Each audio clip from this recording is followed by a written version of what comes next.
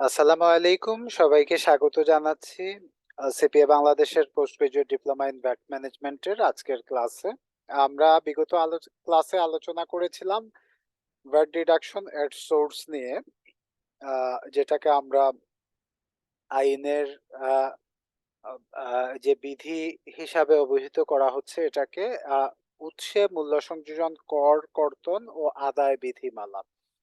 আমরা আমাদের আলোচনায় দেখেছিলাম যে এই বিধিমালাটি আইনের ধারা ১৩৫, ধারা ৪৯ এবং ধারা ১২৭ খ এর আলোকে জাতীয় রাজস্ব বোর্ড কর্তৃক প্রজ্ঞাপন আকারে প্রণীত হয়েছে। এবং আমরা দেখেছিলাম আলোচনাতে এর আগে আরো কিছু বিধিমালা ছিল।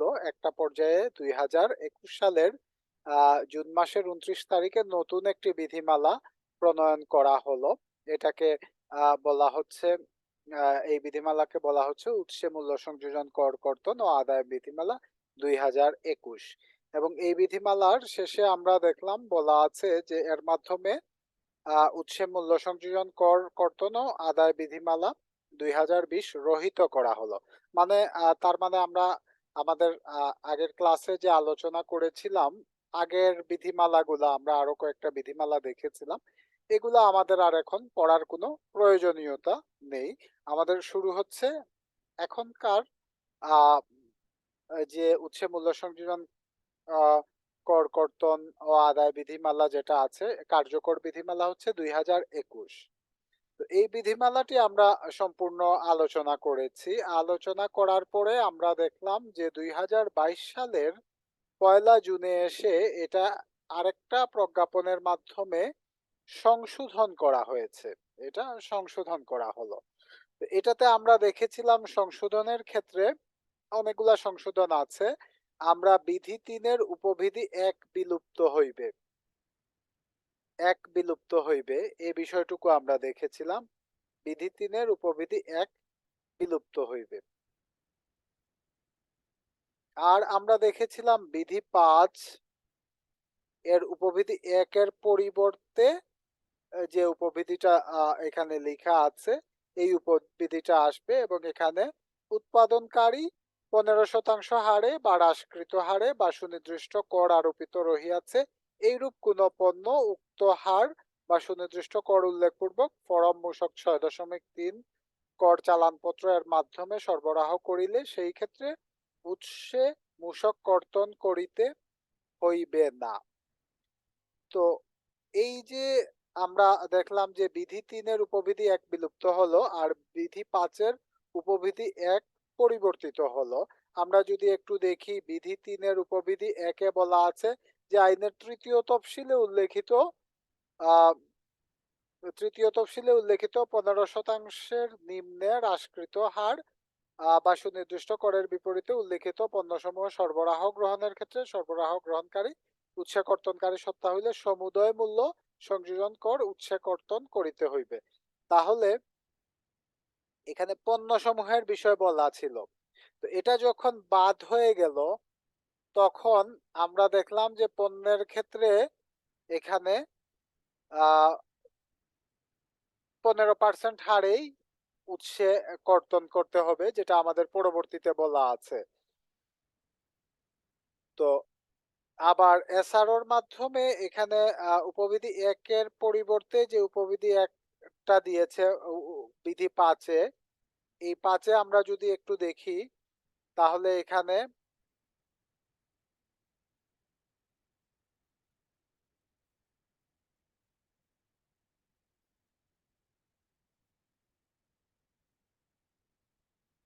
আমরা দেখেছি যে উৎপাদনকারীরাই শুধু ১৫% হারে ইনভয়েস করলে তখন আমরা, কিংবা সুনির্দিষ্ট হারে ইনভয়েস করলে তখন আর ভ্যাট ডিডাকশন করতে হবে না। তো স্বাভাবিকভাবে আমরা এখানে যেটা দেখলাম, আমরা যদি একটু দেখি এখানে আরেকটা বিধি,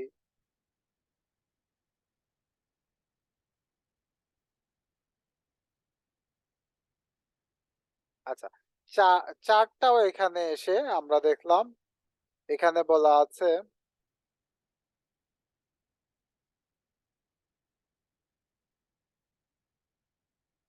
বিধি 3,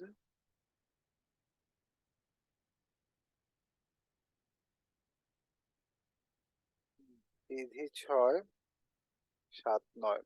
আচ্ছা, এই জায়গাতে আমরা শুধু উৎপাদনকারীর বিষয়টা বলা আছে। পরবর্তীতে 2022 সালের অক্টোবর মাসে, মানে এই বিগত অক্টোবর মাসে এসে এখানে আরেকটা বিষয় অ্যাড করা হয়েছে। সেটা হচ্ছে কোনো সরবরাহকারী মূসক ফরম 6.3 কর চালানপত্র এর মাধ্যমে 15% মূসক হার উল্লেখপূর্বক পণ্য সরবরাহ করিলে উৎসে মূসক কর্তন করিতে হইবে না। তাহলে এখানে সরবরাহকারীটাকেও অ্যাড করা হয়েছে। আগে ছিল শুধুমাত্র এখানে উৎপাদনকারী বিষয়টা, এখন এই জায়গাতে সরবরাহকারীর বিষয়টাও অ্যাড করা হয়েছে। তো এই জিনিসটা আমরা যেটা মূল আইনে এখানে আমাদের মূল আইনের যে বিধিগুলা চেঞ্জ হলো, চেঞ্জ হওয়ার পরে আমরা শুধু উৎপাদনকারীর বিষয়টুকু দেখেছিলাম। পরবর্তীতে সংশোধিত আকারে সরবরাহকারীর বিষয়টাও চলে এসেছে। 15% মূসক হার উল্লেখপূর্বক যদি 6.3 চালান দেয়া হয়, তাহলে সেক্ষেত্রে সরবরাহকারীরও পণ্য সরবরাহের ক্ষেত্রে মূসক কর্তন করতে হবে না। ক্লিয়ার কিনা? এই চেঞ্জটুকু ক্লিয়ার কিনা এখানে যে চেঞ্জটা এসেছে?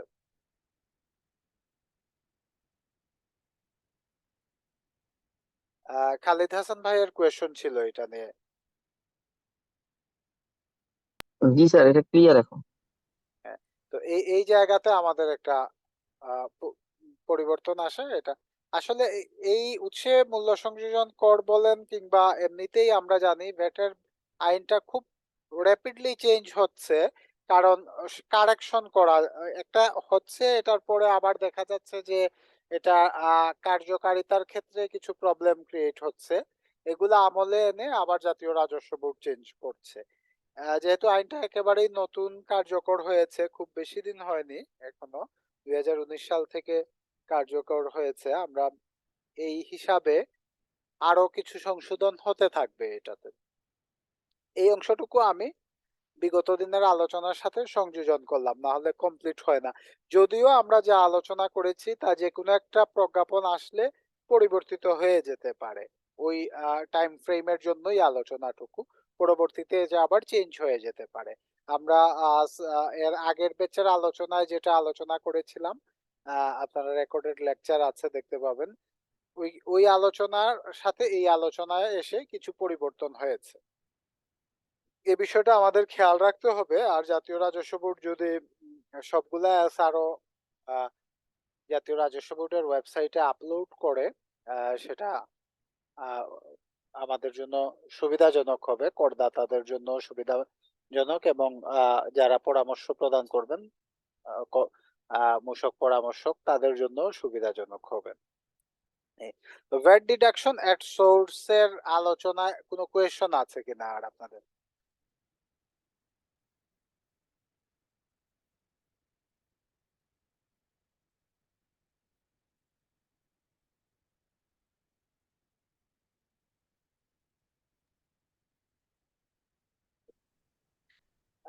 কোয়েশ্চেন না থাকলে আমি একটু মূল্য সংযোজন কর ও সম্পূরক শুল্ক বিধিমালা নিয়ে আলোচনা করব। আজকে আমরা বিধিমালার আলোচনা শুরু করছি।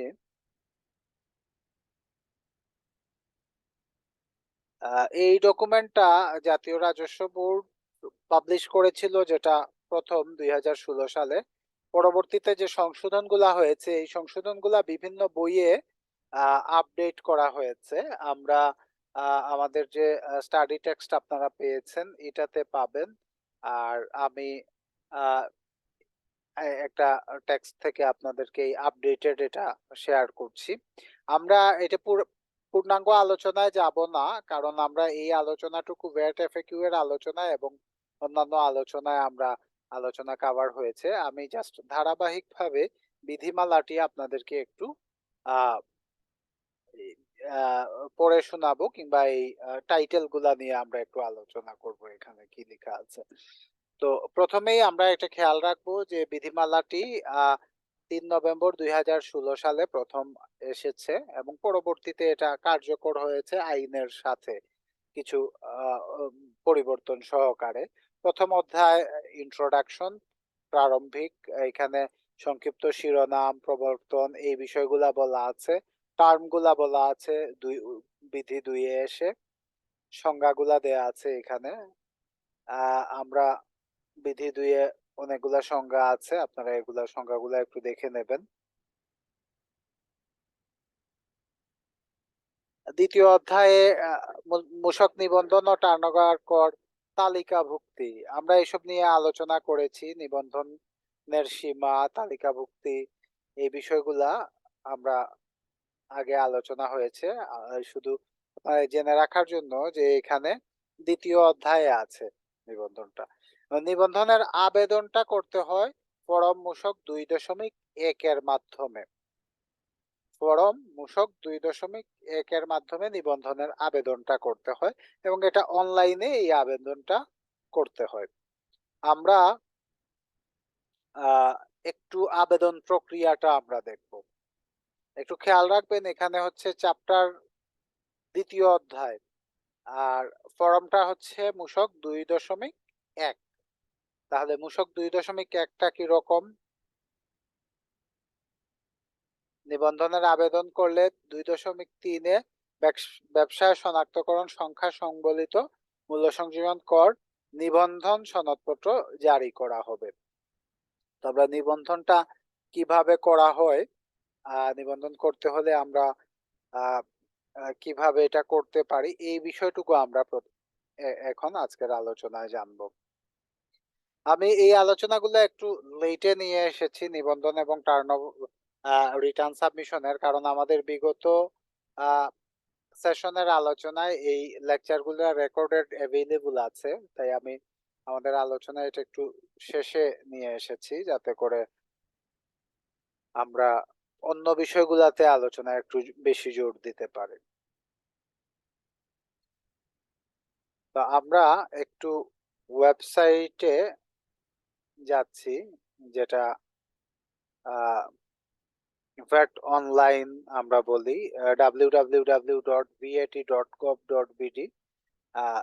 যদি আপনারা দেন তাহলে এই ওয়েবসাইটটি পাওয়া যাবে। এখানে ওয়েবসাইটটি কি দেখা যাচ্ছে? জি আচ্ছা, আমরা এখানে প্রথমে দেখেন সাইন আপ একটা ফর্ম আছে, লগ ইন, ডকুমেন্টস, এফএকিউ। এটা ওই এফএকিউ না, ভ্যাট এফএকিউ না, এটা হচ্ছে গিয়ে আহ, এই ভ্যাট অনলাইনের না। এখানে এফএকিউ ওই এনবিআর এর ওয়েবসাইটে যে এফএকিউটা দেয়া আছে এটাই অ্যাড করেছে এখানে। আগে এখানে ইউজার ম্যানুয়াল আছে, এখানে কিরকম আহ, আহ, কাজ করতে হয় এই বিষয়গুলা দেয়া আছে। তো আমরা একটু প্র্যাকটিক্যালি দেখি সাইন আপটা কিভাবে করা যায়।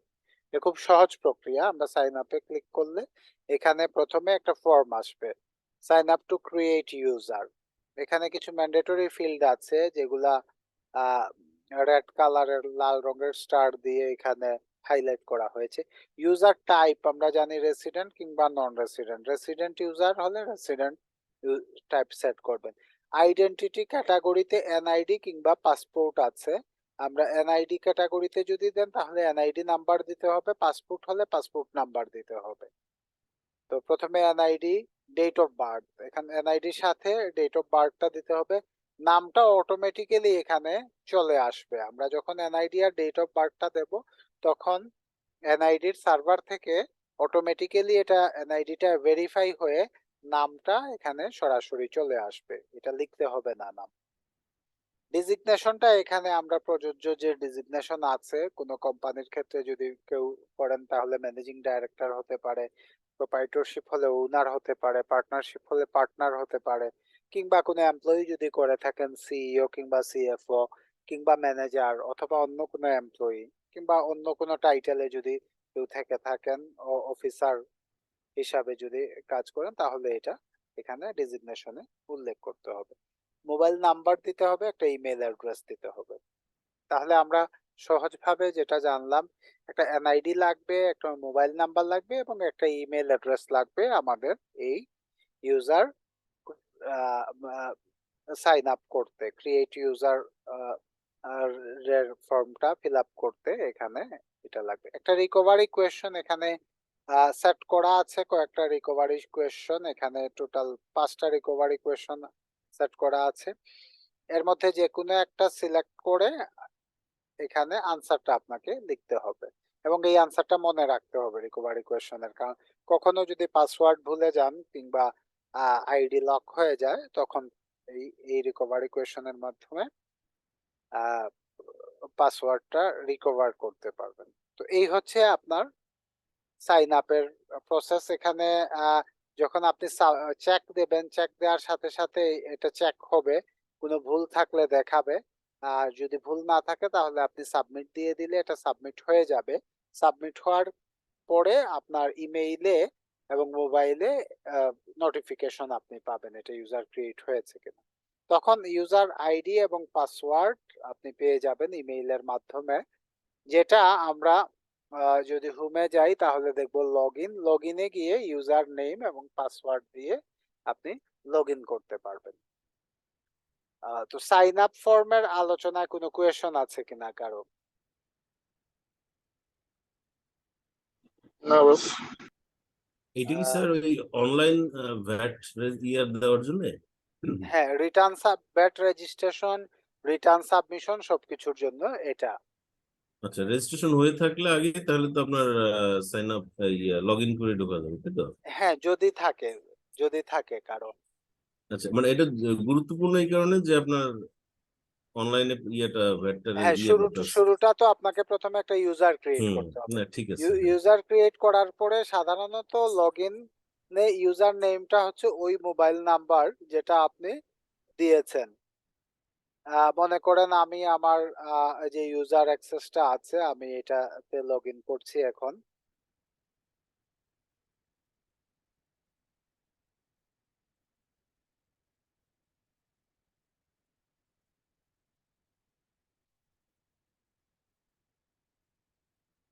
ইউজার আইডি এবং পাসওয়ার্ড এখানে দেওয়ার পরে লগ ইনে ক্লিক করলে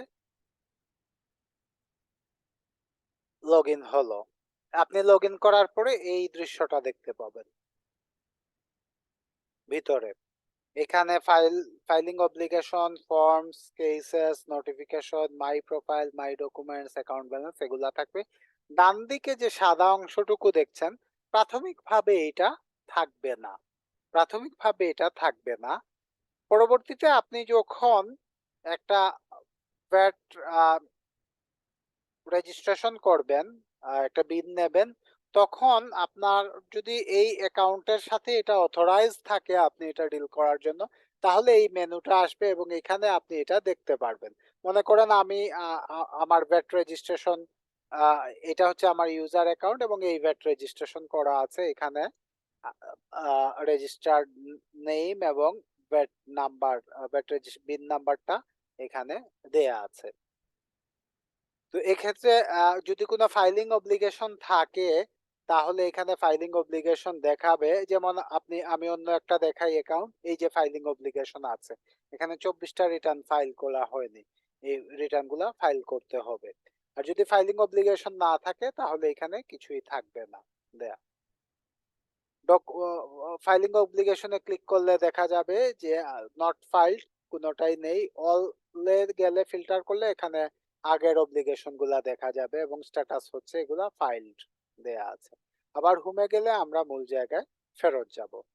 ফর্মসে গেলে এখানে আমরা মূসক 2.1 যেটা ব্যাট বা টার্নওভার ট্যাক্স রেজিস্ট্রেশন ফর্ম, এটা আমরা দেখতে পাবো। এটা অলরেডি অ্যাপ্রুভ, যেহেতু এটা একটা রেজিস্টার্ড অ্যাকাউন্ট সেজন্য এটা অ্যাপ্রুভড আছে। মাই ডকুমেন্টসে গেলে বিভিন্ন ডকুমেন্ট এখানে পাওয়া যাবে, মূলত ভ্যাট রিটার্ন গুলা এখানে পাওয়া যাবে এবং ভ্যাট অ্যাপ্লিকেশন, বিন অ্যাপ্লিকেশন, যদি কোনো চেঞ্জ থাকে, মূসক 4.3 যদি থাকে সেটাও পাওয়া যাবে। ভ্যাট অনার কার্ড যদি থাকে ভ্যাট অনার কার্ডও পাওয়া যাবে এখানে, মূসক 18.5 এ ভ্যাট অনার কার্ড। তো এই বিষয়গুলা আমরা লগ ইন করলে এখানে ফর্মসে গেলে, ডকুমেন্টসে গেলে পাবো। আর ফর্মসে গেলে আমরা return registration processing, return processing, এই বিভিন্ন ধরনের ফর্ম আমরা যদি এখানে সিলেক্ট করি তাহলে আমরা পাবো।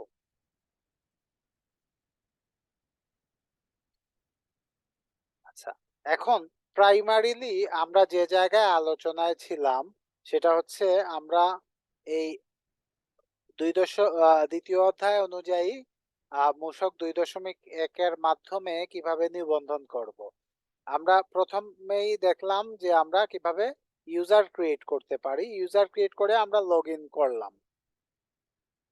লগ ইন করার পরে আমরা যখন ফর্মসে যাব তখন আমরা অ্যাড ফর্মে ক্লিক করতে হবে। এটা হচ্ছে sign up for user name, এটা হয়ে গেছে অলরেডি সাবমিট। অ্যাড ফর্মে গেলে এখানে আমরা মূসক 2.1 পাবো। এটাতে আমরা ক্লিক করে ওকে করলে এই ফর্মটা ওপেন হবে। একটু সময় লাগে বিভিন্ন ব্রাউজারে এটা ওপেন হতে, ফর্মগুলা একটু ওয়েট করতে হবে আমাদেরকে। আমরা এখন দেখব যে ভ্যাট কিংবা টার্নওভার ট্যাক্স রেজিস্ট্রেশন ফর্ম কিভাবে ফিল আপ করে এই বিষয়টা। আমরা এর আগে আলোচনায় দেখলাম কিভাবে আমরা ইউজার ক্রিয়েট করব এবং লগ ইন করে কি কি পাওয়া যায় ইউজার অ্যাকাউন্টে, এই বিষয়গুলা দেখলাম।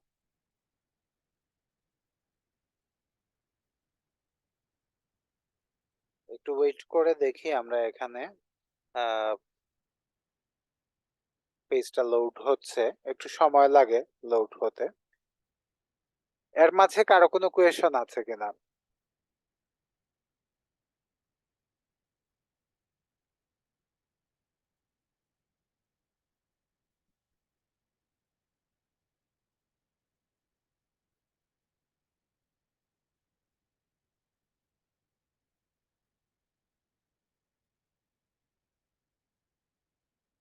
আমরা ওয়েট করছি। আসলে এই সিস্টেমটা একটু স্লো, তবে কোনো কোনো ব্রাউজারে এটা ভালো, একটু স্পিড থাকে। কোনো কোনো ব্রাউজারে দেখা যায় যে এটা অনেকটাই স্লো। তো আসছে, এখানে আমাদেরকে ওয়েট করতে বলছে।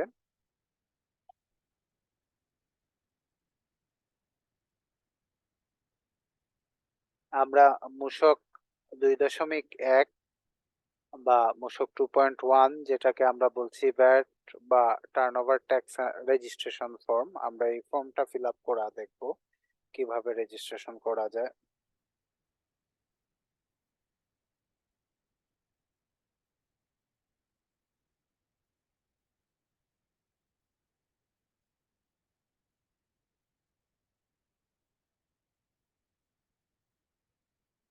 একটু সময় নিচ্ছে।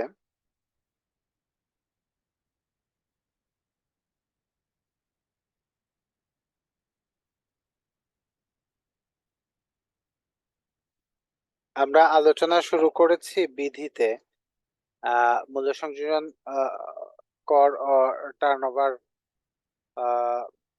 ট্যাক্স যেটা বিধিমালা আছে, মূল্য সংযোজন কর ও সম্পূরক শুল্ক বিধিমালা, এই বিধিমালা আমরা আলোচনা শুরু করে দ্বিতীয় অধ্যায়ে আমরা দেখলাম যে নিবন্ধনের বিষয়টুকু আছে। এই নিবন্ধন আমরা কিভাবে করব, এখানে এসে 2.1 ফর্মটা আমরা পেলাম। 2.1 ফর্মের মাধ্যমে আমরা নিবন্ধন করব।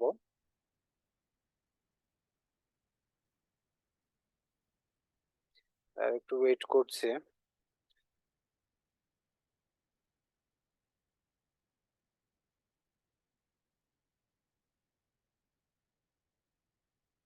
যদি এই ব্রাউজারে আরো বেশি সময় লাগে তাহলে আমরা একটু ব্রাউজার চেঞ্জ করে ট্রাই করব।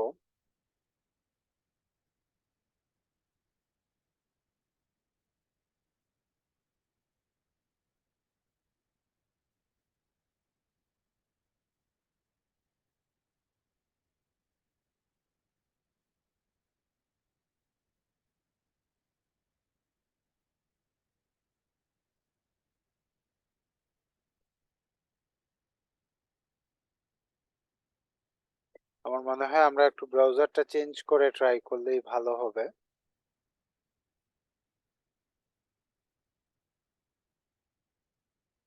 আমরা এটা একটু লগ আউট দিয়ে দিচ্ছি।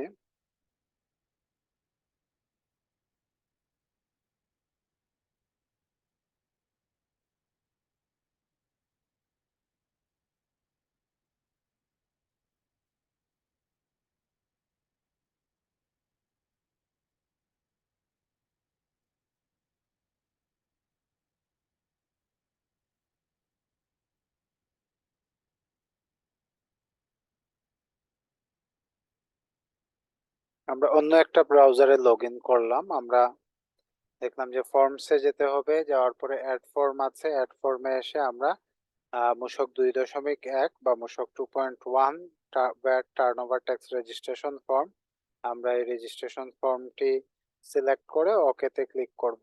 করলে এখানে আমরা ফর্মটা ওপেন হবে।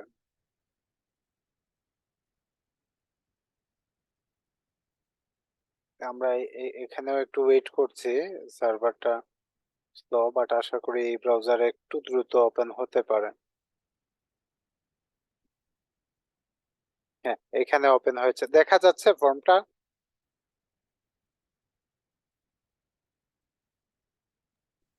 দেখা যায় এইটা স্যার, হ্যাঁ জি, আসছে। ঠিক আছে। তাহলে এটা হচ্ছে মূসক 2.1। এটা আমরা ফিল আপ করার প্রসেসটা দেখবো, খুব সিম্পল প্রসেস আসলে। আহ, এতে হচ্ছে রেজিস্ট্রেশন বেসিক্স। এখানে রেজিস্ট্রেশন ক্যাটাগরি, নিউ রেজিস্ট্রেশন, রি রেজিস্ট্রেশন। যদি আগের 11 ডিজিট বিআইএন থেকে থাকে তাহলে আমরা বলবো রি রেজিস্ট্রেশন। ওই পুরাতন বিন দিতে হবে, এখানে কোম্পানি নেম লিখতে হবে, লিখার পরে রেজিস্ট্রেশনটা করতে হবে।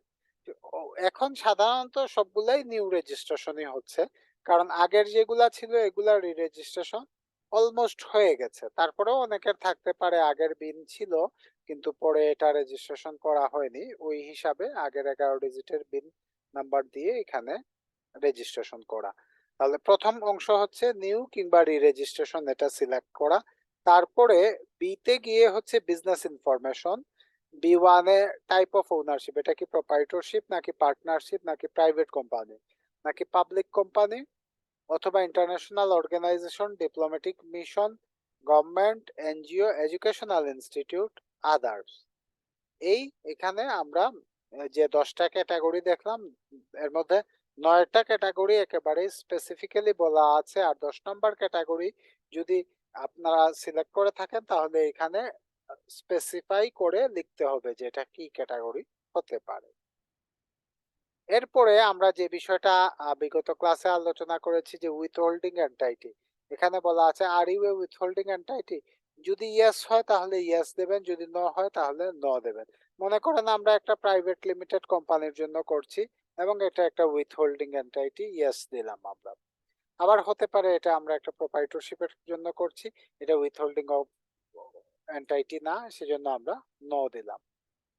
তো আমরা যে কোনো ভাবেই এটা সিলেক্ট করতে পারি যেটা সঠিক উইথহোল্ডিং এন্টাইটি কিনা। তো আমরা প্রাইভেট লিমিটেড এবং উইথহোল্ডিং এন্টাইটি আমরা দিলাম। তাহলে এখানে ট্রেড লাইসেন্স নাম্বার লাগবে, ডেট অফ ইস্যু দিতে হবে, আরজিএসসি তে যে ইনকর্পোরেশন নাম্বার আছে এটা দিতে হবে এবং ডেট অফ ইস্যু দিতে হবে, ইটিনটা দিতে হবে এবং ইটিন অনুযায়ী নামটা এখানে অটোমেটিক্যালি চলে আসবে। নেম অফ দ্য এন্টাইটি এখানে অটোমেটিক্যালি চলে আসবে আর জিএসসি তে ইনকর্পোরেশন নাম্বার দিলে সাথে সাথে। যদি ব্র্যান্ড নেমটা ডিফারেন্ট হয়ে থাকে ট্রেডিং ব্র্যান্ড নেম, তাহলে আমরা এটা এখানে আহ, এসে বসাবো। ব্র্যান্ড নেমটা চেঞ্জ যদি ভিন্ন হয়ে থাকে তাহলে ব্র্যান্ড নেমটা আমরা এখানে বসাবো। এরপরে যেটা আছে রেজিস্ট্রেশন টাইপ, আমরা জানি দুই ধরনের রেজিস্ট্রেশন নেওয়া যায়, একটা হচ্ছে ভ্যাট রেজিস্ট্রেশন, একটা হচ্ছে টার্নওভার ট্যাক্স এনলিস্টমেন্ট। তো আমরা যেহেতু কোম্পানি আমরা ভ্যাট রেজিস্ট্রেশন করব।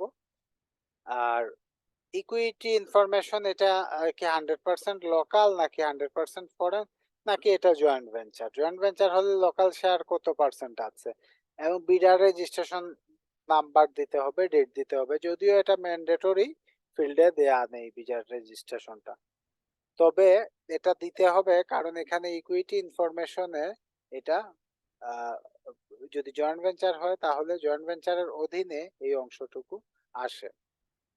তা আমরা ধরে নিলাম এটা 100% লোকাল। তাহলে 100% লোকালে আমরা ক্লিক করলাম। এরপরে আমরা কন্টাক্ট ইনফরমেশনে যাব।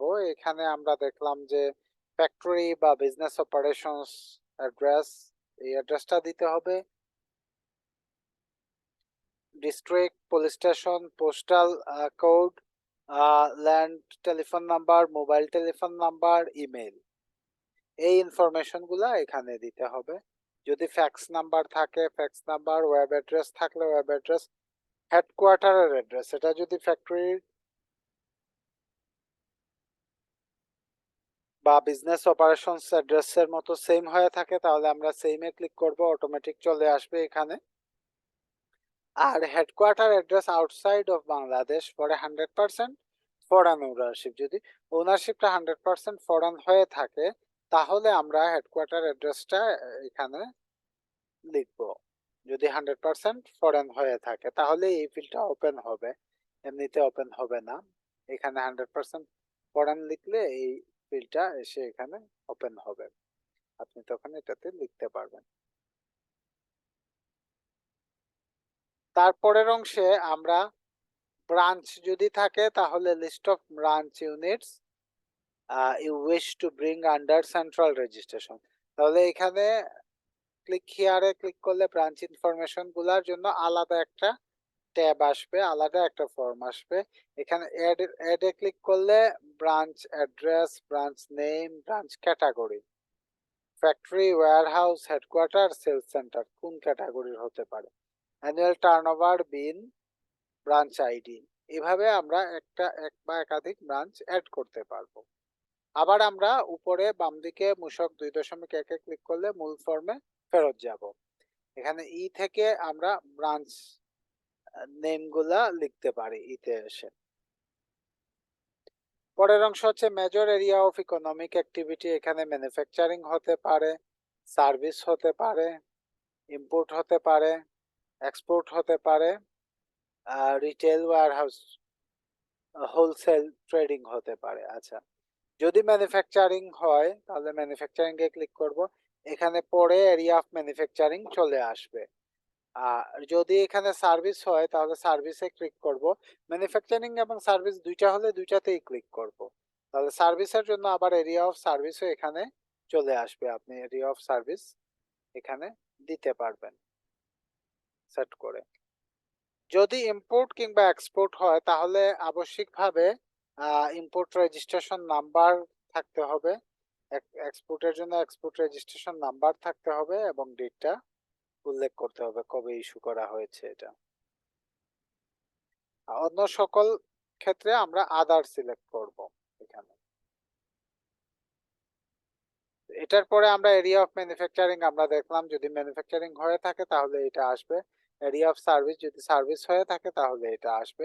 এই এরিয়াগুলা যদি আমরা সিলেক্ট করি, সিলেক্ট করার পরে মনে করেন আমরা কিছু এরিয়া সিলেক্ট করলাম, সিলেক্ট ম্যানুফ্যাকচারিং এর সিলেক্ট করার পরে সার্ভিসের কিছু এরিয়া আমরা সিলেক্ট করলাম, সিলেক্ট করার পরে আমরা যে পরের বিজনেস ক্লাসিফিকেশন কোডে যাব যখন, তখন এই জায়গায় ক্লিক হিয়ারে ক্লিক করলে বিজনেস ক্লাসিফিকেশন কোডের ইনফরমেশন গুলা পাওয়া যাবে। এখানে অ্যাড এ ক্লিক করলে কমার্শিয়াল ডেসক্রিপশন পাওয়া যাবে, আর এইচএস বা কোড বা সার্ভিস কোড পাবেন এর পরের কলামে। আমরা এখানে ক্লিক করলে অনেকগুলা কোড আসবে, আমরা এখানে সার্চ দিয়ে কোডগুলা সিলেক্ট করে নিতে পারি, যে যে কোড আমাদের এখানে প্রযোজ্য আছে ওই কোডগুলা। তো এটা বিজনেস ক্লাসিফিকেশন কোড। আমরা আবার মূসক 2.1 চলে গেলাম। ব্যাংক অ্যাকাউন্ট ডিটেলস, এখানে ক্লিক করলে ব্যাংক অ্যাকাউন্ট ডিটেলস দিতে হবে, যে ব্যবসা প্রতিষ্ঠানের নামে ওই প্রতিষ্ঠানের নামে অ্যাকাউন্ট নেম, প্রতিষ্ঠানের অ্যাকাউন্ট নাম্বার এবং ব্যাংকের নাম, কোন ব্যাংকের সাথে অ্যাকাউন্ট আছে, ব্রাঞ্চের নাম, ওই ব্যাংকের কোন ব্রাঞ্চের অ্যাকাউন্টটা আছে। আমরা একাধিক ব্যাংক অ্যাকাউন্ট ডিটেলস এখানে অ্যাড করতে পারবো। অ্যাড করার পরে পরবর্তী ইনফরমেশন হচ্ছে information about owners, directors, head of entity. আমরা এটাতে যদি ক্লিক করি তাহলে এখানে ওনারদের ডিটেলস আসবে, আমরা অ্যাডে ক্লিক করে ডিটেল লিখতে পারো, অবশ্যই ইটিআইএন দিতে হবে, ফুল নেম দিতে হবে, ডেজিগনেশন, শেয়ার, আইডেন্টিফিকেশন কিসের উপরে হবে, এনআইডি, পাসপোর্ট নাকি বিনের মাধ্যমে হবে। এনআইডি হলে এনআইডি ফিল আপ করতে হবে, পাসপোর্ট হলে পাসপোর্ট ফিল আপ করতে হবে, আর ন্যাশনালিটি ফিল আপ করতে হবে। আর যদি বিন হয় তাহলে এখানে শুধু বিন নাম্বার উল্লেখ করতে হবে। এইভাবে আমরা একাধিক ওনার কিংবা ডাইরেক্টর ডিটেলস এখানে অ্যাড করব। অ্যাড করার পরে আবার আমরা মূসক 2.1 ফেরত যাব। মূসক 2.1 ফেরত যাওয়ার পরে আমরা পরের অংশটুকু দেখব। এখানে বিজনেস অপারেশনস এর কথা বলা আছে। Taxable turnover in past 12 months period, projected turnover in next 12 months period. এই যে বিষয়টা আমাদের একটা আন্দাজে দিতে হবে যে নেক্সট 12 মান্থে প্রজেক্টেড টার্নওভার কি হবে। নাম্বার অফ এমপ্লয়িজ, কতজন এমপ্লয়ি আছে,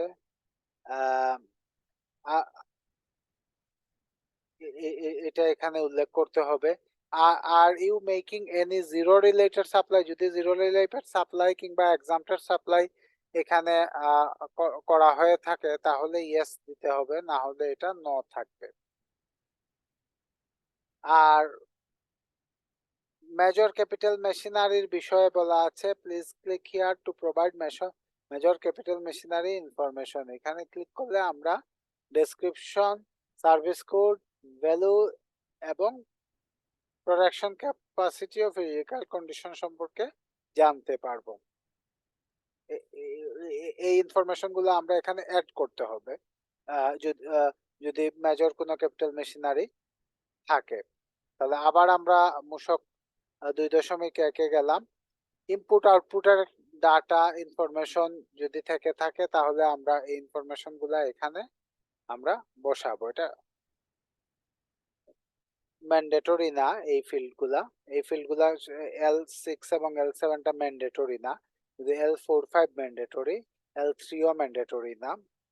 আমরা ইনফরমেশন গুলা ফিল আপ করবো L এ গিয়ে, বিজনেস অপারেশন। এখন আমরা একেবারে শেষে যে বিষয়টা দেব সেটা হচ্ছে authorised persons information for online activity. এই জায়গায় ক্লিক করে আমরা কিছু অথরাইজড পারসন অ্যাসাইন করতে পারবো। সরাসরি আমরা প্রথমেই যেটা করব, আমরা যারা যে কোম্পানির ভ্যাট রেজিস্ট্রেশন করা হচ্ছে যে প্রতিষ্ঠানের, ওই প্রতিষ্ঠান যে অ্যাকাউন্ট থেকে করা হচ্ছে ওই প্রতিষ্ঠানের অ্যাকাউন্ট যিনি হোল্ড করেন ওনারকে প্রথমে আমরা অথরাইজ করে দিতে পারি। এর সাথে আমরা যে কাউকেই অথরাইজ করে দিতে পারি এই অথরাইজেশনে। এবং অথরাইজেশনটা 3টা ভাগে হয়। একটা হচ্ছে রেজিস্ট্রেশন ডাটা অ্যামেন্ডমেন্ট, রেজিস্ট্রেশনের ডাটা অ্যামেন্ড করার জন্য অথরাইজ করা যায়। Return filing and amendment, return file করার জন্য অথরাইজ করা যায়।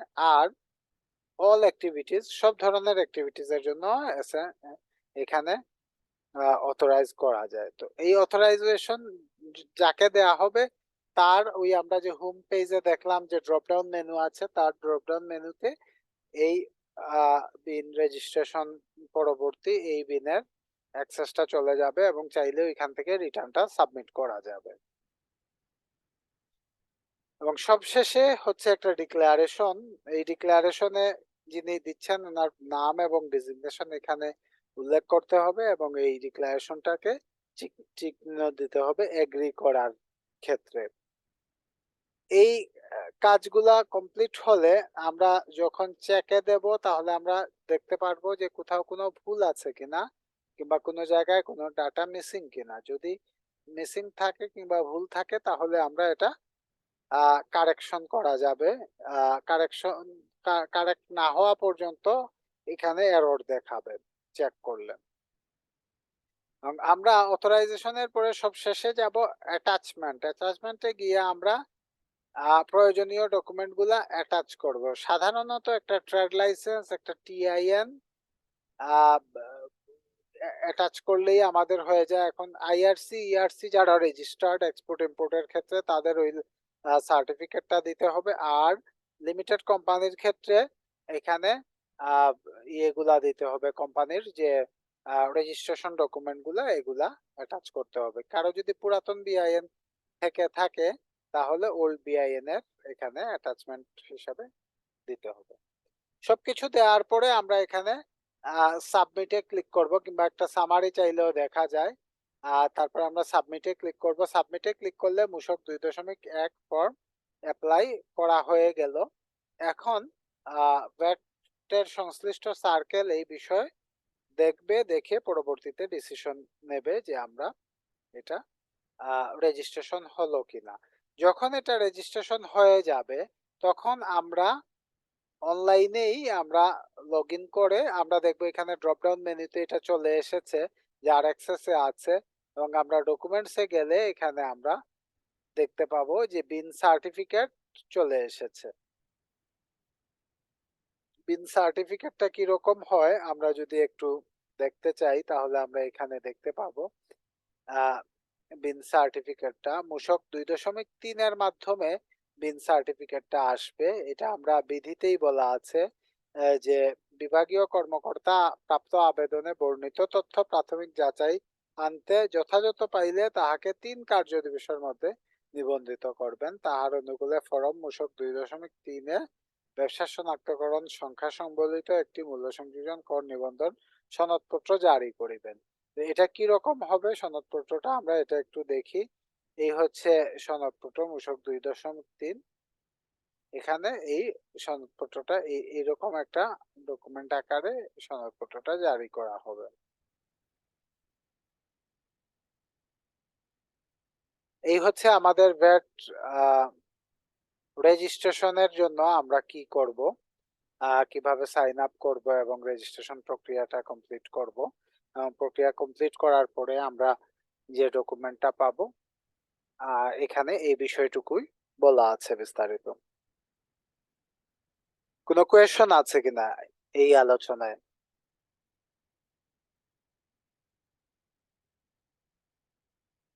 রেজিস্ট্রেশন,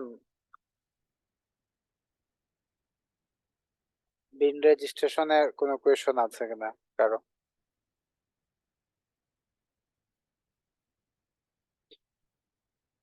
কেউ কি আগে রেজিস্ট্রেশন করেছেন, ভ্যাট রেজিস্ট্রেশন? জি স্যার, করছি এর আগে। খালিদ হাসান ভাই করেছেন না? আচ্ছা, তাহলে তো আপনার নিশ্চয়ই ইউজার অ্যাক্সেস আছে, আপনি ইউজারে মানে কিভাবে ক্রিয়েট করতে হয় জি জানেন, স্যার। এবং লগ ইন করে অ্যাপ্লিকেশন প্রক্রিয়াটা কি খুব জটিল? না স্যার, অ্যাপ্লিকেশন প্রক্রিয়া জটিল না। আচ্ছা, এখানে একটা ইমেল অ্যাকাউন্ট খোলার মতোই আসলে ইউজার ক্রিয়েট করা। অ্যাপ্লিকেশন প্রক্রিয়াটা একেবারেই সহজ একটা প্রক্রিয়া। হয়তোবা ফর্মটা লোড হতে একটু সময় নিতে পারে। সেক্ষেত্রে গুগল ক্রোম ব্রাউজারটা ইউজ করলে মনে হয় একটু দ্রুত হয় অন্য ব্রাউজার থেকে। তো গুগলের ক্রোম ব্রাউজারটা আমার কাছে মনে হয়েছে কিছুটা এখানে প্রেফার্ড অ্যাপ্লিকেশন এটা ওপেন করার জন্য। তো ঢালি ভাই, রাতুল ভাই, বিন রেজিস্ট্রেশন করা কি সম্ভব? পারবেন রেজিস্ট্রেশন করতে এই আলোচনা থেকে? হ্যাঁ হ্যাঁ, easy process sir. Easy, just আপনার পুরনো বিন বা কিছু থাকলে সেটা, যদি না থাকে সেক্ষেত্রে নতুনদের ক্ষেত্রে তো তেমন কোনো হ্যাসেল বা ইয়ে হওয়ার কথা না, না। কিছুই জাস্ট না। রেজিস্ট, হ্যাঁ, হ্যাঁ, মানে ট্রেড অ্যাড্রেসটা ট্রেড ট্রেড লাইসেন্সটা থাকলে। লাইসেন্স অনুযায়ী অ্যাড্রেসটা হতে হবে। আর হ্যাঁ, যদি কোম্পানি হয় তাহলে ইনকর্পোরেশন সার্টিফিকেট দেবেন, রিলেটেড ডকুমেন্ট গুলো আপলোড করতে হবে। আচ্ছা, হুম, সেটাই। তো অন্তত ইউজারটা ক্রিয়েট করে ফেলবেন, এটা একটা অ্যাসাইনমেন্ট। যাদের ইউজার নাই, ঢালি ভাই, রাতুল ভাই, আপনারা কিন্তু চাইলে একটা ইউজার ক্রিয়েট করে ফেলতে পারেন। কেমন স্যার এটা, মানে? আমরা যে শুরুতে যেটা দেখলাম যে ইউজার হুম, ক্রিয়েশন, ইউজার ক্রিয়েট আচ্ছা করলে আপনি ওই ইউজার দিয়ে ভ্যাট রেজিস্ট্রেশনের অ্যাপ্লিকেশনটা করতে পারবেন। আমরা লেকচারের প্রথম অংশে যেটুকু দেখলাম সাইন আপ করে আচ্ছা, কিভাবে ইউজার ক্রিয়েট করা যায়।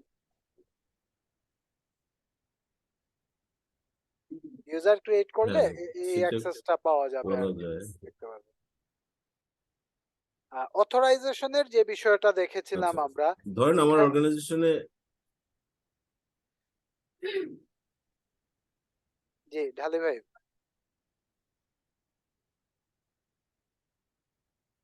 হ্যাঁ, আমি বলছিলাম স্যার, ইউজার ক্রিয়েট করলাম, আমার অর্গানাইজেশনের যে ভ্যাট অনলাইনে সাবমিট অ্যাসেসমেন্টের জন্য সাবমিট করা হচ্ছে, সেইটা কি ওইখান থেকে দেখা সম্ভব কিনা আমার হ্যাঁ, ইউজার আইডি ইউজ করে? সম্ভব সম্ভব। খেয়াল করে দেখেন ডান দিকে ড্রপ ডাউন মেনুতে অনেকগুলা এখানে লিস্ট আছে, হ্যাঁ। লিস্ট আছে। এগুলা আমার এই ইউজারে হুম এই রেজিস্ট্রেশন গুলার অ্যাক্সেস আছে, খেয়াল করে দেখেন। তার মানে আমি চাইলেই দেখতে পারি এখানে রিটার্ন সাবমিট হয়েছে কিনা। মনে করেন এটার সাবমিট হয়নি, আমি দেখে নিলাম এখানে। আরেকটা সাবমিট হয়েছে কিনা আমি হুম দেখে নিলাম। আমি চাইলে ডকুমেন্টে গিয়ে এখানে অ্যাক্সেস করতে পারছি মূসক যেগুলা রিটার্ন গুলা সাবমিট করা হয়েছে, এই রিটার্ন গুলা। তো আপনি যেটা করতে পারেন, আপনি যে ইউজারটা ক্রিয়েট করবেন, ওই ইউজার আপনি যে বিনের অ্যাক্সেস পেতে চাচ্ছেন, ওই বিনের যে ফর্মটা আছে 2.1, যেটা আমরা রেজিস্ট্রেশনের জন্য যে ফর্মটা আছে, ওই ফর্মটা হুম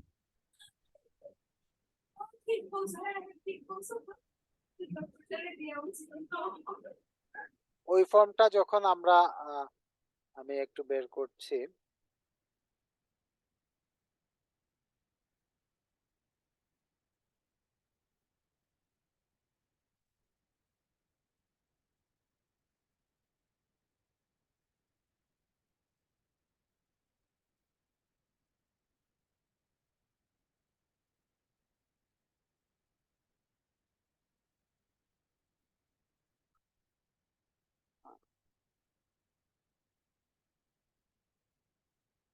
এই যে 2.1 ফর্ম যেটা আছে, এই ফর্মটা তো অলরেডি অ্যাপ্রুভড আছে। এই ফর্মটা আমরা যখন অ্যাপ্লাই সাপোজ করা ধরেন হয়, আমি আমি স্যার ধরেন টিয়ার ফান্ডের আমার অর্গানাইজেশনের বিন নাম্বার দিয়ে আমি দেখতে চাই, হ্যাঁ, বিন নাম্বার সার্চ দিয়ে করে। দেখতে পারবেন তখনই আপনার ইউজার আইডিতে যখন হুম অথরাইজেশনে হুম আপনার হুম নামটা দেয়া থাকবে। এই যে অথরাইজেশন আছে, এখানে অথরাইজেশনটা চাইলে অ্যামেন্ড করা যায়।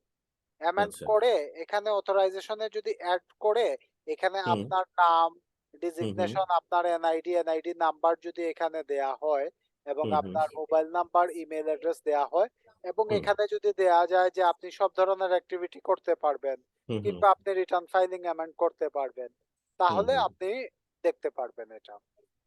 আচ্ছা আচ্ছা।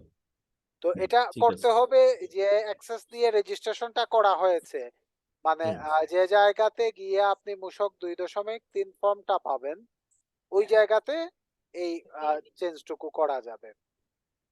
এটা অ্যাপ্লাই করার পরে কিছুদিন সময় লাগবে 2.1 কারেকশন হতে। কারেকশন হয়ে গেলে আপনি অ্যাক্সেস পেয়ে যাবেন। আচ্ছা আচ্ছা। এবার অ্যামেন্ড অ্যাক্সেস করা যায়। অ্যাক্সেস উঠায়ও তো দেওয়া যায়, অন্য কেউ যদি থাকে। হ্যাঁ, হ্যাঁ, অ্যাক্সেস হ্যাঁ, বাদ সেটা দেওয়া যায়। বাদ দেওয়া আপনি যায়। তখন আপনার প্রোফাইলে গেলে আপনি হুম দেখবেন যে নিচে আপনি আহ, আহ, এখানে অথরাইজেশন গুলা কি কি আছে। যখন আপনি আপনার প্রোফাইলে যাবেন, এখানে গেলে দেখবেন আপনি কোনগুলা করতে অথরাইজ আছেন এখানে।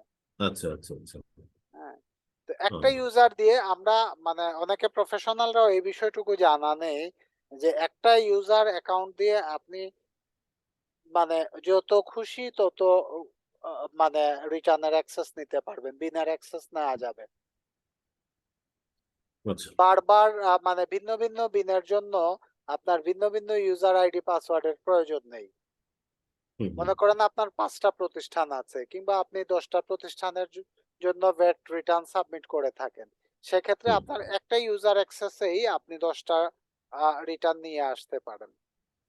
অথরাইজেশনে যদি একজন ইউজারের অথরাইজেশনে যদি থাকে, তাহলে আপনি একটা জায়গায় লগ ইন করে সবগুলা রিটার্ন সাবমিট করা এবং সব ধরনের কাজ করতে পারবেন।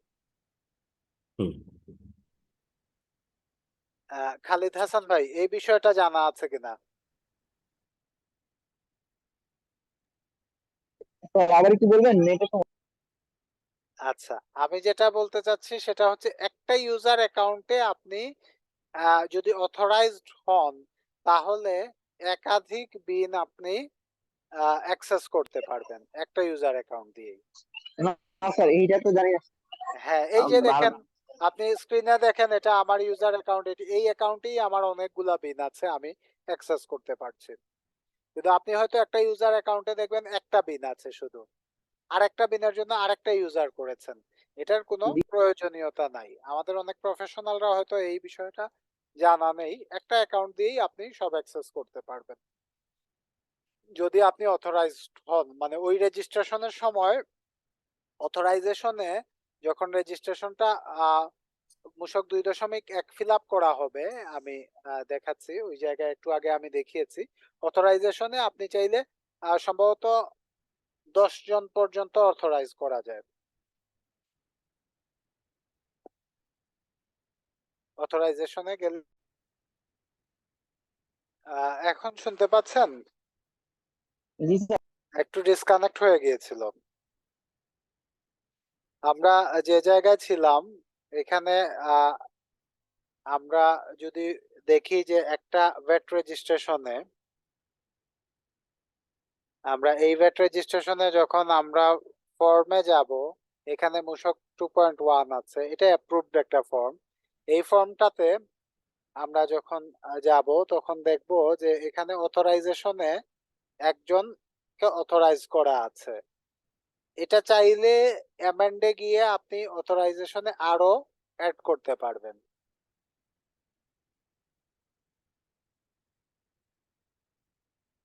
এখানে সম্ভবত 10 জন পর্যন্ত অ্যাড করা যায় অথরাইজেশনে, এবং সবাই এটা অ্যাক্সেস করতে পারবেন। ক্লিয়ার কিনা খালিদ হাসান ভাই এই বিষয়টা? জি স্যার, বুঝতে পারছি। তাহলে আপনাকে আর ভিন্ন ভিন্ন প্রয়োজন হলো না।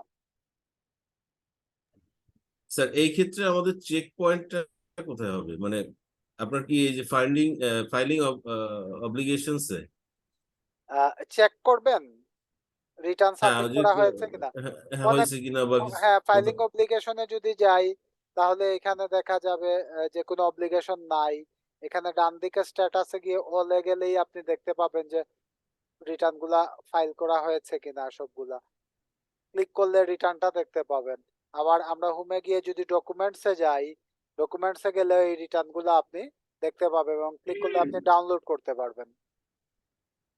হুম, হুম।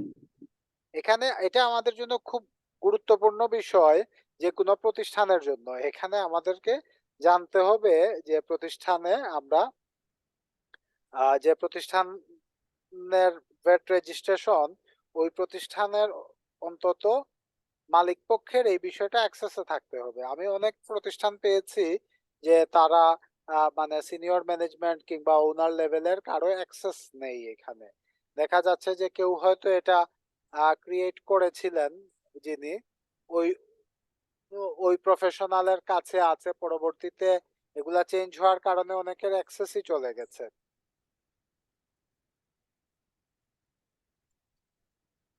তো এটা একটা গুরুত্বপূর্ণ বিষয়, কিন্তু আমরা আমাদের মানে অ্যাক্সেসটা এখানে থাকতে হবে। সিকিউরিটির ইস্যু। স্যার আমরা যদি রেজিস্টার্ড হই, না ধরেন আমি আমার লগ ইন অ্যাক্সেস আছে রাইট। আপনার, সেক্ষেত্রে এটা কি কোনো নোটিফিকেশন আসে ইয়াতে হ্যাঁ, অর্গানাইজেশনে মেইলের বা নোটিফিকেশনও আসে। আপনার রিটার্ন যখন সাবমিট হবে, আপনি যদি অথরাইজড হয়ে থাকেন, তাহলে হুম সেক্ষেত্রে আপনার ইমেইলে নোটিফিকেশনও আসবে। তো আপনার আচ্ছা জন্য যেটা কাজ, সেটা হচ্ছে আমাদের এই কোর্সের অ্যাসাইনমেন্ট হিসাবে তো আপনি ইউজার ক্রিয়েট করবেন, হুম ইউজার অ্যাক্সেসটা ক্রিয়েট করবেন। অন্তত ইউজার অ্যাক্সেস ক্রিয়েট করার পরে আপনি যে ডিটেলস গুলা দিয়েছেন ইউজার ক্রিয়েট করার সময়, এখানে আমরা যদি সাইন আপ ফর্মে যাই, এই ডিটেলস গুলো আপনি আপনার যে কনসালটেন্ট আছেন তাকে দেবেন। হুম আপনার এনআইডি নাম্বার, তারপরে আপনার মোবাইল নাম্বার এবং ইমেল অ্যাড্রেস, এখানে যেটা দিয়েছিলেন, নাম, এনআইডি, মোবাইল এবং ইমেল অ্যাড্রেস, এটা ইউজার ক্রিয়েট করার সময় যেটা দিয়েছেন আপনি, এই বিষয়টা যখন আপনি দেবেন, এই ডাটাগুলা, এবং বলবেন 2.1টা আপডেট করার জন্য, তখন উনি হুম লগ ইন করবেন। আমি এখন লগ ইন করছি যেভাবে, ওনার ইউজার আইডি পাসওয়ার্ড দিয়ে উনি লগ ইন করবেন। লগ ইন করার পরে 2.1টা উনি আপডেট করবেন। 2.1টা কিভাবে আপডেট করবেন? মনে করেন এটা ফর্ম, ওনার অ্যাক্সেসে গিয়ে বিনটা সিলেক্ট করবেন, আপনার প্রতিষ্ঠানের বিন সিলেক্ট করার পরে ফর্মসে যাবেন। ফর্মসে গিয়ে মূসক 2.1 যেটা অ্যাপ্রুভড আছে এটাতে ক্লিক করবেন। ক্লিক করার পরে যে ফর্মটা অ্যাপ্লাই করেছিলেন ওই ফর্মটা চলে আসবে। এক্স্যাক্টলি সেম আমরা আচ্ছা। অ্যাপ্লিকেশন যেভাবে করেছিলাম ওইভাবে চলে আসবে, যে প্রক্রিয়াটা আমরা দেখলাম একটু আগে। রাইট। আসার পরে এমএ আছে অথরাইজেশন, আমি একটু ওয়েট করছি এটা লোড হওয়ার জন্য। এমএ গিয়ে অথরাইজেশনে গিয়ে অ্যামেন্ডে ক্লিক করলেই এটা আবার অ্যামেন্ডমেন্টের সুযোগ পাবেন। আগেরটা বাদ দিয়ে দেওয়া যাবে। চাইলে একটা কিংবা একাধিক ব্যক্তিকে অথরাইজ হিসাবে এখানে অ্যাড করা যাবে। আচ্ছা আচ্ছা, তার মানে যে এখানে করছে যখন তার আপনার নাম, ডেজিগনেশন, এনআইডি নাম্বার যেটা আপনি রেজিস্ট্রেশনের সময় দিয়েছেন, আপনার মোবাইল নাম্বার যেটা আপনি রেজিস্ট্রেশনের সময় দিয়েছেন, যেটা আপনার ইমেল অ্যাড্রেস যেটা আপনি রেজিস্ট্রেশনের সময় দিয়েছেন, এবং এখানে পারপাসটাতে অল অ্যাক্টিভিটিস যদি দেয়া থাকে তাহলে আপনি এখানে সব ধরনের অ্যাক্টিভিটিস করতে পারবেন। সাধারণত আমরা ওনার এন্ডে অল অ্যাক্টিভিটিসটা রাখি, আর যারা কনসালটেন্ট তাদেরকে আমরা, যিনি কাজ করবেন কিংবা যিনি একটু অধস্তন এমপ্লয়ি থাকবেন কাজ করার জন্য, তাকে আমরা রিটার্ন ফাইলিং এন্ড অ্যামেন্ডমেন্টের অপশনটা দিয়ে রাখি। তাহলে অল অ্যাক্টিভিটিসটা ম্যানেজমেন্টের কন্ট্রোলে থাকবে এবং আপনি এক বা একাধিক ব্যক্তিকে অ্যাড করে দিবেন রিটার্ন ফাইলিং অ্যামেন্ডমেন্টের জন্য, এবং ওনাকে আবার চাইলে আপনি বাদও দিয়ে দিতে পারেন। এভাবে সিকিউরিটিটা ঠিক থাকবে। আচ্ছা, সেক্ষেত্রে প্রথমে যিনি ইয়া করেছেন, রেজিস্ট্রেশন করেছেন, তাকেও বাদ দেওয়া যাবে? তাকে বাদ দিতে পারবেন যদি অল অ্যাক্টিভিটিসে অল অ্যাক্টিভিটিসে আমার অ্যাক্সেস হ্যাঁ, থাকে। আপনি অ্যাক্সেস আসার পরে ওনার অ্যাক্সেসটা আপনি চেঞ্জ করে দেবেন কিংবা বাদ দিয়ে দিতে পারবেন। আচ্ছা, ঠিক আছে। এই ক্ষেত্রে যদি আপনার প্রবলেম হয় তাহলে সংশ্লিষ্ট ভ্যাট সার্কেলে যোগাযোগ করে এটা আপডেট করতে হবে। আচ্ছা, তবে আপনার একটা ইউজার আইডি আইডি প্রথমে লাগবে। হ্যাঁ, এটা ক্রিয়েট করলে এই ইউজারের সাথে এটা ট্যাগ হয়ে যাবে। আর যারা একাধিক আইডি দিয়ে একাধিক ভ্যাট রিটার্ন ফাইল করছেন তারা একটা আইডিতে নিয়ে আসতে পারবেন এই অথরাইজেশনের মাধ্যমে। আচ্ছা। খালিদ হাসান ভাই খেয়াল করেন, জি মনে করেন আপনি কয়টা রিটার্ন সাবমিট করেন ভ্যাট রিটার্ন? স্যার, আমি তো অনলাইনে করি হচ্ছে 2টা, আচ্ছা আর বাকি 2 দেখেন ম্যানুয়ালি করি, কারণ ট্রানজেকশন বেশি তো, ওই জন্য আর কিছু স্যার বুঝছেনই তো। আচ্ছা, তাহলে এখন যে দুইটা করেন ওই দুইটা চাইলে আপনি একটা অ্যাকাউন্টে আনতে পারবেন, এবং ম্যানুয়ালি যে দুইটা করেন ওই দুইটাও আপনি একটা অ্যাকাউন্টের অধীনে নিয়ে আসতে পারবেন। আপনি যখন ম্যানুয়ালি সাবমিট করলেন আপনাকে অবশ্যই খেয়াল রাখতে হবে এটা ওরা অনলাইনে আপডেট করলো কি না, এবং অধিকাংশ ক্ষেত্রে দেখা যায় যে অনলাইনে আপডেট করে না, না করে সংশ্লিষ্ট যারা লোকজন আছে তারা চলে যায় এবং আপনার প্রতি মাসেই 10,000 কিংবা এখন 5,000 টাকা করে জরিমানা অ্যাড হয়ে যাচ্ছে। আমি এমনও কেস পেয়েছি যে 3-4 জন এআরও চেঞ্জ হয়েছেন, কিন্তু একটা প্রতিষ্ঠান তারা মানে রিটার্ন ঠিকই দিয়েছে প্রতি মাসে জমা, কিন্তু এটা অনলাইনে আপডেট হয়নি, যেটার জন্য পরবর্তীতে আপনাকে ভুগতে হবে, আপনার প্রতিষ্ঠানকে ভুগতে হবে এই এই প্রবলেম সলভ করতে গিয়ে। কারণ আপনি রিটার্ন ঠিকই দিয়েছেন কিন্তু অনলাইনে দেখাচ্ছে আপনি রিটার্ন দেননি, কোনো কারণে আপনার আইডি বিন লক হয়ে যেতে পারে, কিংবা কোনো এক্সপোর্ট ইম্পোর্টের ক্ষেত্রে আপনি এখানে বিপদে পড়তে পারেন। এবং যখন আপনার বিন দিয়ে এনবিআর এর ওয়েবসাইটে সার্চ করবে তখনও দেখা যাবে আপনি ভ্যাট কমপ্লায়েন্ট না। স্যার, একটা ইস্যু দেখলাম, একটা 24টা ইস্যু আছে আপনার ফাইলিং অব্লিগেশনে। এইটা কি মানে সাবমিট করেনি না? সাবমিট করা হয়নি, এটা সাবমিট করা হয়নি। ফাইলিং অব্লিগেশন সাবমিট করা হয়। 24 মাসের এখনো সাবমিশন বাকি আছে। এইটা কিভাবে আসলো? এই এই এই এটা বিষয়টা করা হয়নি, কিভাবে? এটা করা হয়নি তাই এসেছে। এটা যে না, এই যে প্রতিষ্ঠান ওই প্রতিষ্ঠান করছে না, প্রতি মাসে মাসে একটা করে অব্লিগেশন অ্যাড হচ্ছে। জরিমানা হচ্ছে আচ্ছা, 5,000 টাকা করে। না এই ইনফরমেশনটা কে দিচ্ছে, মানে এইটা কোথা থেকে ডাটাবেজ অ্যাক্সেস? না, এটাতে আমার এই অ্যাকাউন্টের সাথে এটা কানেক্টেড বলে আমি এটা দেখতে পাচ্ছি।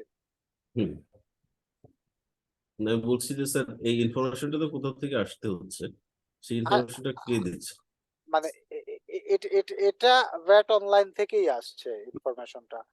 যেটা সাবমিট হয়ে গেছে, মনে করেন এখন 18 তারিখ, সামনের মাসের 1 তারিখে এখানে একটা ফাইলিং অব্লিগেশন দেখাবে। যখনই ফাইলিং অব্লিগেশন দেখাবে, তখন আমরা এই ফাইলিং অব্লিগেশনটা যখন রিটার্ন সাবমিট করে ফেলবো, রিটার্ন সাবমিট করার পরে আর অব্লিগেশনটা দেখাবে না। তো ওই যেটা দেখলেন আপনি, যেটাতে 24টা দেখাচ্ছে অব্লিগেশন, মানে গত হুম, 2 বছর এটার কোনো রিটার্ন সাবমিট করা হয়নি। 24 মাসই এরকম একটা একটা করে অব্লিগেশন এসে অ্যাড হয়েছে। আচ্ছা আচ্ছা, হুম। আর কোনো কোয়েশন আছে কিনা?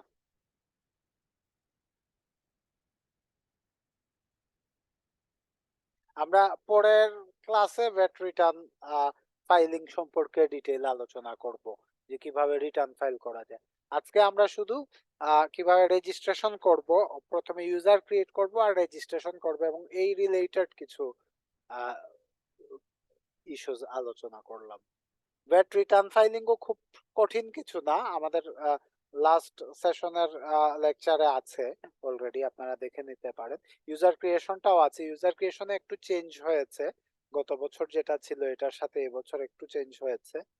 আর রিটার্ন ফাইলিংটা প্রায় সেমই আছে, একই রকমই আছে। তারপরে আমরা একটু আলোচনা করব নেক্সট ক্লাসে রিটার্ন ফাইলিং নিয়ে। তো এবং রিটার্ন ফাইলিংটা সহজ, এবং এটা এই স্কিলটা চাইলেই অর্জন করা সম্ভব, খুব কঠিন না এই স্কিলটা অর্জন করা। আমরা তো এর আগে দীর্ঘ আলোচনা করেছি ভ্যাটের আইন সম্পর্কে, এফএকিউ এবং সবকিছু সম্পর্কে। কিন্তু মূল কাজ তো রিটার্ন ফাইল করা, মানে মেইনলি আর কি। রিটার্ন ফাইল করার জন্য যে বিষয়গুলো আছে, আইনি বিষয়গুলো, এগুলো আমরা আলোচনা করে নিয়েছি আগে। আর এখন আমরা ওই যে রিটার্ন ফাইলিং এর বিষয়টাতে যাব নেক্সট ক্লাসের আলোচনায়। তো আমার আহ, পরামর্শ থাকবে সবাই যারা মানে রিটার্ন ফাইলিংটা নিজে করার চেষ্টা করা, আহ, যদি কারো অ্যাভেলেবল কোনো সুযোগ থেকে থাকে আর কি রিটার্ন ফাইলিং এর প্রতিষ্ঠানের। এটা খুব কঠিন না, চাইলেই আপনারা পারবেন রিটার্ন ফাইল করতে। ভ্যাট রিটার্ন প্রিপেয়ার করা, ফাইল করা ট্যাক্স রিটার্ন থেকে অনেক সহজ, অনেক সহজ।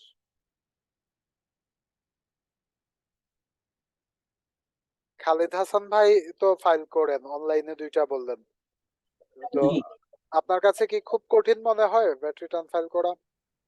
না স্যার, কোন অনলাইনে জায়গাটা, কোন জায়গাটা চ্যালেঞ্জিং মনে হয়? স্যার আসলে আমার তো sir maximum sir garments related, তো আমাদের তো রিবেটের কোনো ব্যাপার থাকে না, সোর্স ভ্যাট পেমেন্ট করে দিলেই হয়।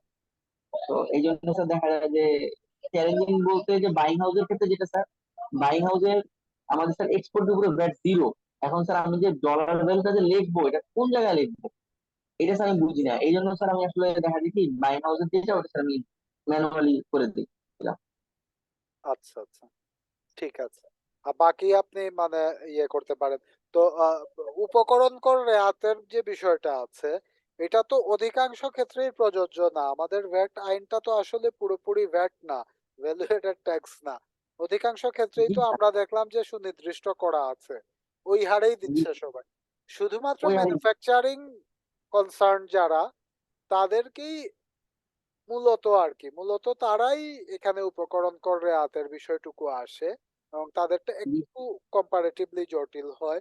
সার্ভিস কনসার্ন কিংবা আমরা যে ট্রেডিং বিজনেস গুলো আছে, কিংবা যারা 5% রেটে কিংবা সুনির্দিষ্ট রেটে ভ্যাট দিয়ে থাকে, তাদের রিটার্ন ফিল আপ করা কিন্তু খুব কঠিন না, জি একেবারেই স্যার। সহজ। শুধু ভিডিওসটা তাদেরটা আপনি এখানে অ্যাড করবেন, সোর্সে যেগুলা কেটেছে এগুলা আপনি এখানে আহ, হ্রাসকারী সমন্বয় করবেন, আপনি যেগুলা কেটেছেন এগুলা বৃদ্ধিকারী সমন্বয়ের মাধ্যমে অ্যাড করবেন। এই তো। স্যার সমস্যা না, সমস্যা স্যার আমি ওই একটা জায়গায় ফেস করছি, যে স্যার আমি এক্সপোর্ট ভ্যালুটা লিখবো কোন জায়গায়, কারণ ওটা তো আমাকে ডলারে লিখতে হয়। এখন স্যার এখানে ডলারের অপশন তো নাই, এই জন্য স্যার আমাকে ম্যানুয়ালি ফিল আপ করে দিতে হবে। না, ডলারে তো লিখবেন না, আপনি ইকুইভ্যালেন্ট কারেন্সিতে লিখবেন, লোকাল কারেন্সি যেটা আপনি যে যে প্রাইসটা তখন নির্ধারণ হয়েছে ব্যাংকের সাথে।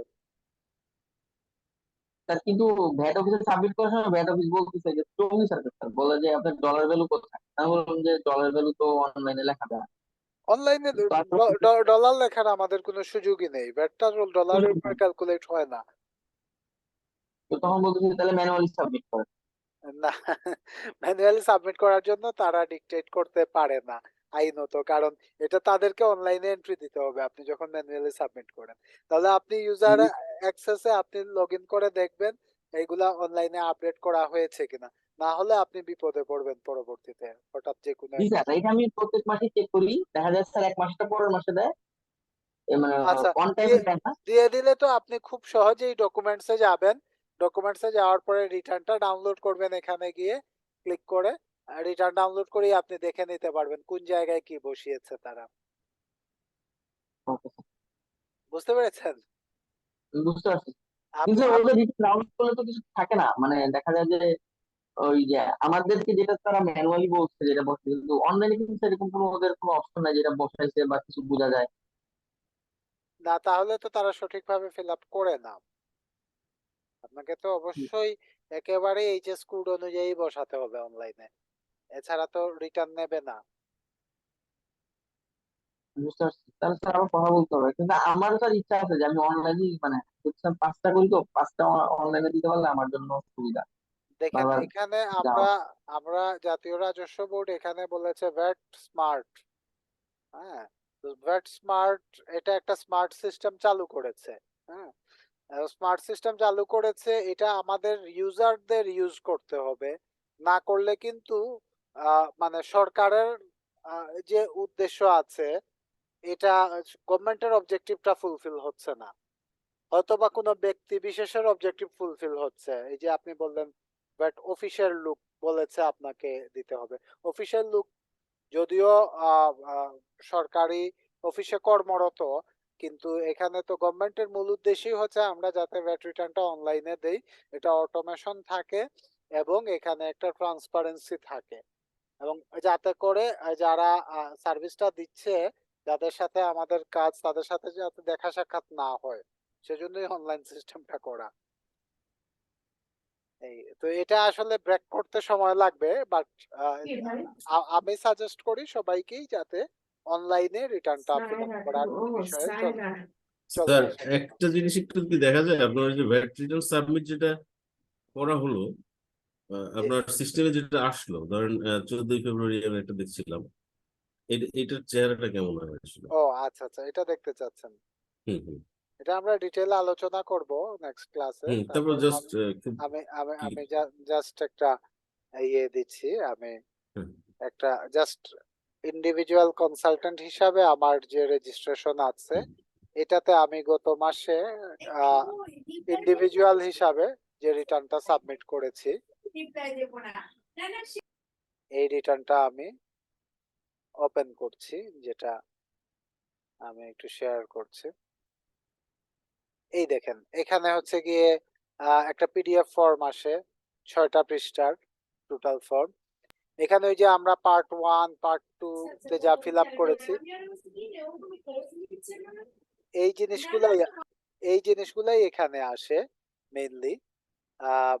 আর সাপ্লাই আউটপুট ট্যাক্স, পারচেজ যদি থাকে, ইনপুট ট্যাক্স, এই বিষয়গুলা ফিগার গুলা এখানে আসবে, ভ্যালু কত, ভ্যাট কত, এখানে ইনক্রিজিং অ্যাডজাস্টমেন্ট আছে কিনা, ডিক্রিজিং অ্যাডজাস্টমেন্ট আছে কিনা, কি কি ক্ষেত্রে আছে, এগুলা ক্যালকুলেট করে নেট ট্যাক্স ক্যালকুলেশনটা হবে এখানে। তারপরে কোনো অ্যাডজাস্টমেন্ট আছে কিনা পুরাতন ব্যালেন্সের সাথে, পেমেন্টটা আমরা কিভাবে দিয়েছি, ক্লোজিং ব্যালেন্স কিছু থাকলো কিনা, রিফান্ড আমরা চাচ্ছি কিনা, যদি ফেরত চাই তাহলে একটা ডিক্লারেশন আছে সব শেষে।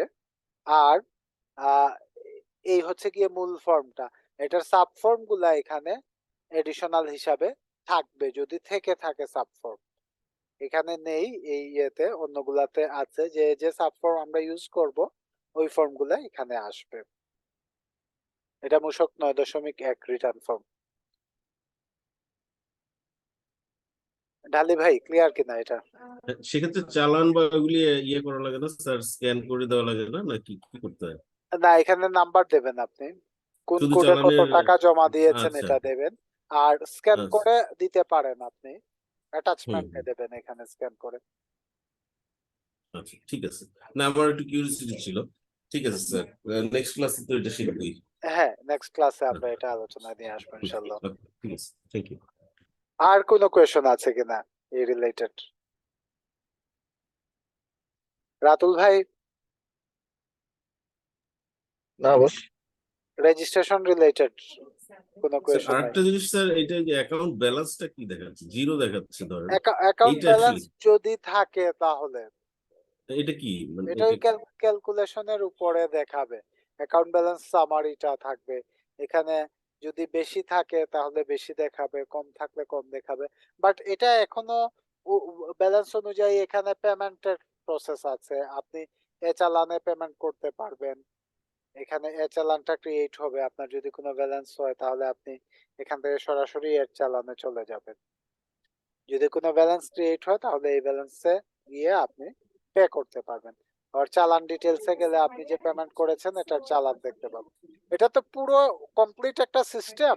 এখন আমরা প্র্যাকটিসের ক্ষেত্রে খুব মানে পুরোপুরি আমরা এখনো যেতে পারিনি, কারণ আমাদের ভ্যাট অফিস দুইটা প্রসেসই মেনটেন করছে, ম্যানুয়াল এবং অনলাইন।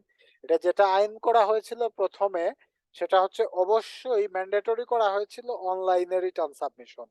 পরবর্তীতে এটা একটু ফ্লেক্সিবল করে দেয়া হয় যে কেউ চাইলে যে হার্ড কপিও সাবমিট করতে পারবে। তো যদি এটা বাধ্যতামূলক করা থাকতো, যদিও এটারও কিছু প্রবলেম আছে, লিমিটেশন আছে বাধ্যতামূলক রাখার ক্ষেত্রে, তাহলে এখানে দেখা যেত যে সবকিছুই চলে আসতো। অ্যাকাউন্ট ব্যালেন্সটা স্যার কোথা থেকে আসে? অ্যাকাউন্ট ব্যালেন্স আমাদের যে ইনপুট আউটপুটের যে ইয়ে থাকবে, ফিগার থাকবে, ওই ফিগারেই থেকেই আসবে। ভ্যাট আমরা কত জমা দিয়েছি, সাপ্লিমেন্টারি ডিউটি এগুলা কত জমা দিয়েছি, এগুলা থেকে আবার আমাদের কত ভ্যাট আসলো, এই বিষয়গুলা থেকে ব্যালেন্সটা আসবে। এখন এটা এত কার্যকর হয় না ব্যালেন্সের বিষয়টা, কারণ হচ্ছে আমরা যখন রিটার্ন সাবমিট করি তার আগেই আমরা ভ্যাটটা দিয়ে দেই, আমাদেরকে দিয়ে দিতে হয় রিটার্ন সাবমিশনের আগেই ভ্যাটটা।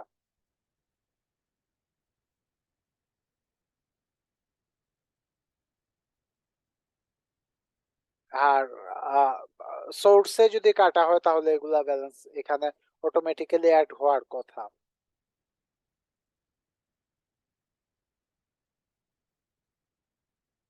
ক্লিয়ার কিনা ঢালি ভাই?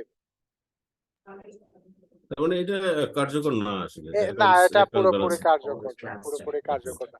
এখানে শুধু অ্যাপ্লিকেশন করা, ব্যাট রেজিস্ট্রেশন করা কিংবা টার্নওভার ট্যাক্স এনলিস্টমেন্ট করা, আর ফাইলিং অব্লিগেশনে গিয়ে আপনি রিটার্ন ফাইল করা, আর ডকুমেন্টসে গিয়ে আপনি রিটার্ন ডাউনলোড করা, এগুলাই এখানে মূল মূল বিষয়।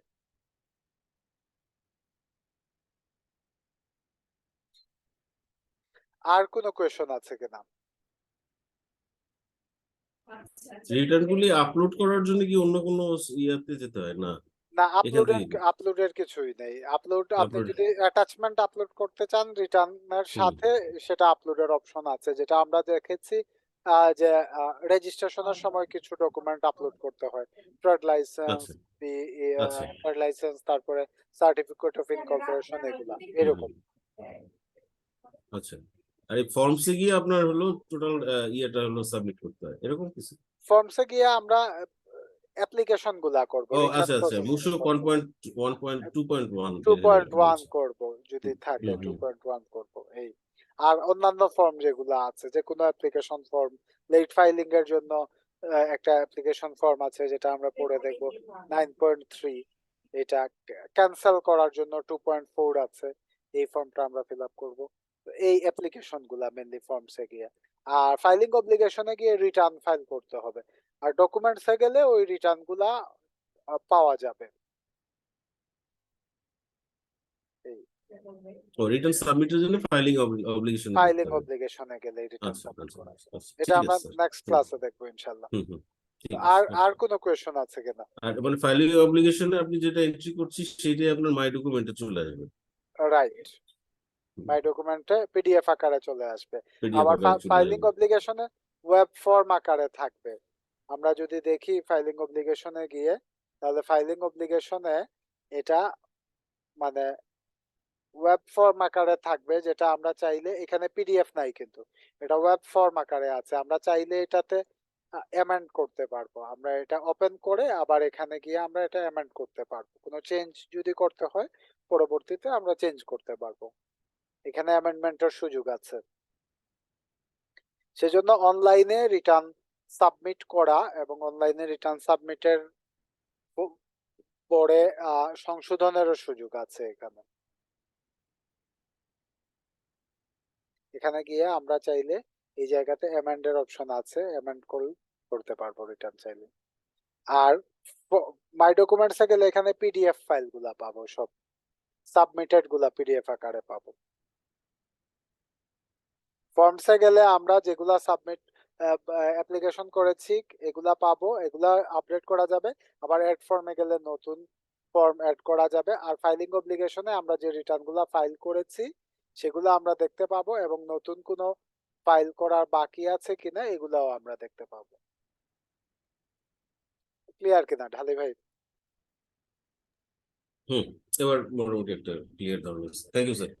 ঠিক আছে, থ্যাংক ইউ। আপনাদেরকে অনেক ধন্যবাদ আজকের ক্লাসে অ্যাক্টিভলি পার্টিসিপেট করার জন্য। আজকে আমরা আমাদের ক্লাসে ভ্যাট অনলাইন প্রজেক্টের আওতায় যে অনলাইনে ভ্যাট নিবন্ধন, যেটা আমরা বিআইএন প্রাপ্তি বলছি, মূসক 2.3 এর মাধ্যমে 2.1 এর মাধ্যমে আমরা যে অ্যাপ্লিকেশনটা করছি, এই অ্যাপ্লিকেশন করার পদ্ধতি সম্পর্কে জানলাম, এবং একটা ইউজার ক্রিয়েট করার যে অপশনটা আছে এই অপশন সম্পর্কে আমরা জানতে পারলাম। সেই সাথে আমরা ইউজার অ্যাক্সেসে যেসব এলিমেন্ট গুলা দেখতে পাই এইসব এলিমেন্ট সম্পর্কে একটা ধারণা নিলাম। আমরা আগামী ক্লাসে ভ্যাট রিটার্ন ফাইলিং সম্পর্কে বিস্তারিত আলোচনা করব ইনশাল্লাহ। আপনাদেরকে আবারও ধন্যবাদ জানিয়ে আজকের ক্লাস এখানেই সমাপ্তি ঘোষণা করছি। আসসালামু আলাইকুম ওয়া রাহমাতুল্লাহি ওয়া বারাকাতুহু।